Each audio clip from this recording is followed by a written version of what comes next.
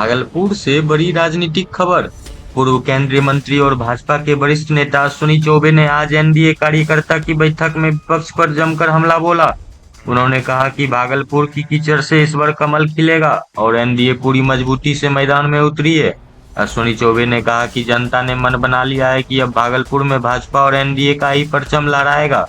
विपक्ष पर तंज कसते हुए उन्होंने कहा कि महागठबंधन अब महागठबंधन बन गया है और जो लोग मुख्यमंत्री और उप मुख्यमंत्री बनने का सपना देख रहे हैं वे कल कोटली के मुख्य कैदी जरूर बनेंगे, लेकिन मुख्यमंत्री नहीं। उन्होंने कांग्रेस पर भी हमला बोलते हुए कहा कि कांग्रेस संविधान का हत्यारा पार्टी है और विपक्ष लोकतंत्र का हत्यारा बन चुका है। 25 कमल खिलाएंगे, हजारों में 25 कमल खिलेगा, 25,000 का कमल होगा। सब मेरा सब इस बात को कह रहा हूँ। अब आपका सब ऐसे को परास्त करके और क्या कहा उसने, क्या सुन तो लीजिए उसने क्या कहा यहाँ आकर के, फलना जी मुख्यमंत्री होंगे। अब फलना जी उप मुख्यमंत्री होंगे, नाम लेना नहीं चाहता हूँ ऐसे लोग। और सुन लीजिए, ये काल नेमी जो काल कोठरी में बैठे हुए, ये काल नेमी, ये पूरी तरह से काल नेमी का भूमिका में विपक्ष आज है। ये काल नेमी के तरह और रक्त बीज के तरह।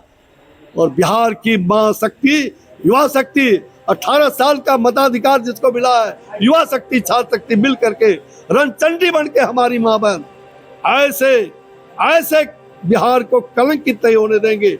ये संकल्प हमने बिहार वासियों ने लिया। और मैं आपको विश्वास के साथ कहता हूं, ये लोकतंत्र के हत्यारे, संविधान के हत्यारे, आपातकाल के हत्यारे और जेपी को, जिसने जेपी को भी नहीं छोड़ा, जेपी को भी उनके उम्र के पहले उनका मौत कर दिया गया, उन्हें आपातकाल में स्लो पॉइजन देके मारा गया। ये आरोप हमारा नहीं, पूरे समस्त देश की जनता इस बात को नेता इस बिहार में माफ करिएगा।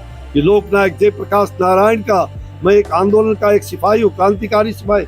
मैंने बिहार में शुचिता को लेकर के 11 अक्टूबर को जेपी के सामने हमने संकल्प लिया था, पहले भी लेते रहे, हर साल लेते हैं। और मैंने मौन उपवास करके मैंने पूरे राजनीतिक दल को कहा था कि राजनीति में शुचिता का स्थान पहल होनी चाहिए। जो अटल जी ने किया, जो आडवाणी जी ने करके दिखाया, जो जॉर्ज फर्नांडिस ने किया है, हम राजनीति में शुचिता चाहते हैं। लेकिन ये 50 साल का ये अर्ध शताब्दी हो रहा है, किसका? तो ये 50 साल आपातकाल का 50वां काला वर्ष कभी ना भूलेगा भारतवर्ष, जिसने लोकतंत्र की हत्या की, जिसने संविधान की हत्या की। ये संविधान के हत्यारे कांग्रेस के लोग हैं।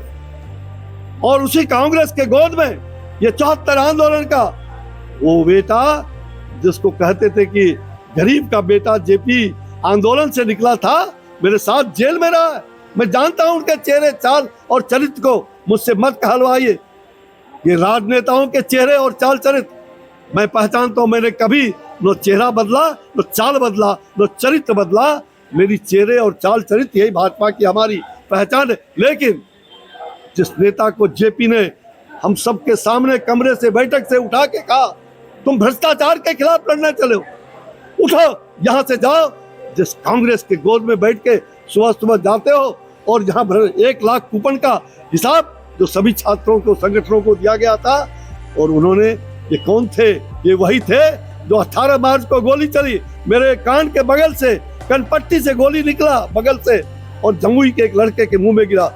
मेरे साथ सुशील मोदी थे, कपड़े फटे थे, मेरे बाएं हाथ टूटे हुए थे लाठियों से। ये कमरे से भाग करके वहां से भाग के, आंदोलन के उस लाठियों से डर के भाग करके कमरे में चिपके कोई पत्रकार को टेलीफोन करके सामने कहा कि सुन तो लीजिए, अरे आप नौजवान हो, सुन तो लीजिए।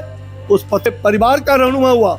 लेकिन आप जो प्रश्न का जवाब मिल चाहते हैं, अब आइए उस जवाब पर।